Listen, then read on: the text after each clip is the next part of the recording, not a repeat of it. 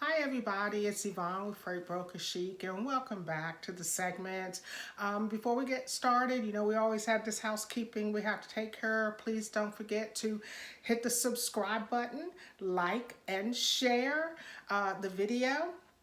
So today I do have Dexter Levette back with me again. Thank you, thank you. Yay! Wish I had some backup music. And today, so just pretend we're clapping. Yay! And so today, I wanted him to come on and we're going to talk a little bit about TONU versus detention. When I'm going through a lot of you guys' Facebook posts, you're asking questions or you'll post something and say, well, I went to the consignee and I had to wait or they turned me away or the broker didn't tell me that the load had been canceled and I need my detention. And then I'm going, well, that might be a TONU if I can get some more information. And so there just seems to always be just a little bit of confusion. What exactly is detention? And then when exactly does TONU come into play? And TONU is truck order not used, because I was sharing that with a new agent the other day, and they were like, well, what's a TONU? So that is, when you see that TONU all in capital letters, that means that it is a TONU, and that is a truck order not used. So you want to start with whichever one you want to start with first, Dexter, detention, or whichever one's more, problematic. Yeah. Well, they both have their ups and downs to them, so to speak. As Yvonne was saying, TONU, truck order not used. Let's say that your company asked you to get a truck there this coming Monday to pick up and go to wherever the destination is. When your truck that you've ordered gets there, you find out that for some reason the load is not ready, mechanical malfunction, could be a host of reasons, but the truck is now there waiting for a load that is not ready. It is customary for a carrier to be able to ask for $150 for a truck order not used. Okay, so stop there, because usually I will see them kind of going back and forth, not really arguing, but going back and forth as far as what the normal or customary fee is for that. So can you just repeat that for everybody? Usually the customary normal fee for a TONU is $150. Okay, got that. It's $150.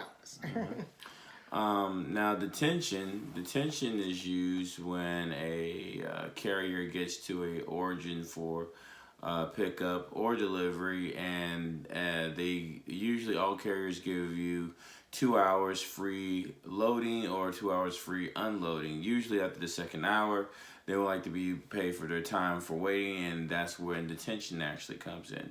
So if your carrier might go somewhere and deliver, and when it delivered it took them 3 hours to get unloaded, well, they might want 1 hour's worth of detention, or same vice versa if they were going somewhere to pick up and they stayed for 3 hours, and they then again might want 1 hour of detention for being at that facility to pick up for 1 extra hour other than 2. So basically, detention comes in when a carrier has been waiting longer than 2 hours, either loading or unloading, and wants to be paid money for the extra time over 2 hours. Now, does that fee vary, or is there a standard customary same as the TONU? Well, no, that fee sometimes actually can vary. I mean, different companies feel they want to charge different types of detention, and different customers also want to feel like they pay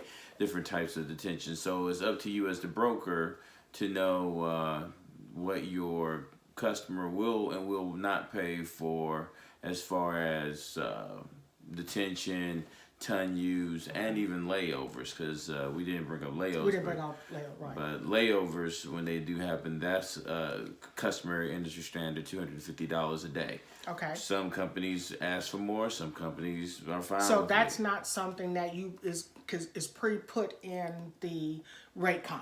That's kind of, because it's kind of as the day goes on, it's kind of like life happens. You can and so, do you negotiate it after, or is that negotiated up front? Well, usually when layovers and detentions and things of those things happen, usually they are not always discussed up front between the broker and the actual carrier.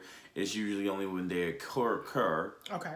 Do the discussions of how much she calls come in, and sometimes carriers feel like they want a lot more money for their detention, a lot more money for their TONU.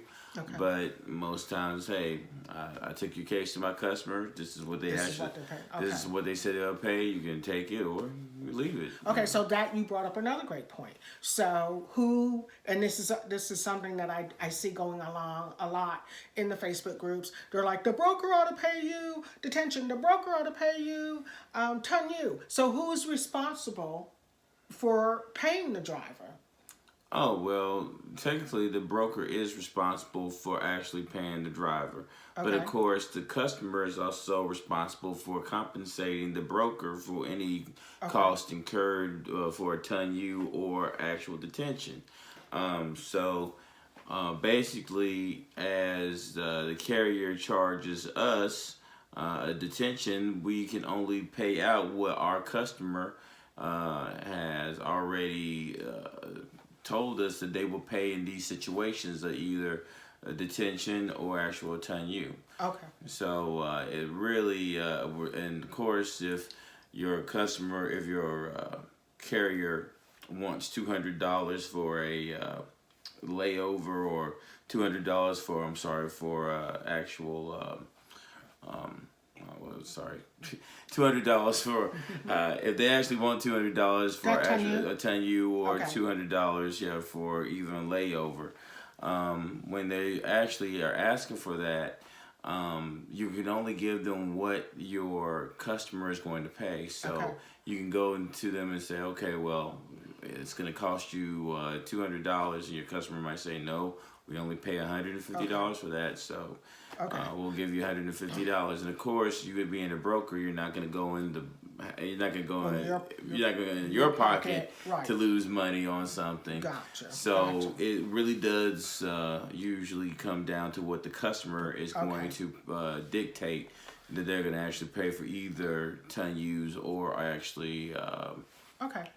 Yeah. And I think that's really the point that I really wanted to kind of share with you guys, is that because I do see a lot of going back and forth in the Facebook groups as to whose responsibility it is, and who, the broker ought to do this, the broker ought to do that. And I wanted to bring Dexter on to share with you that it's not the broker. The customer has to pay and authorize that additional fee to be paid and added to, and then we just send a modified rate con or updated rate con. Now, I guess unless it's something that the broker honestly caused the confusion, that's probably going to be another whole story and another segment.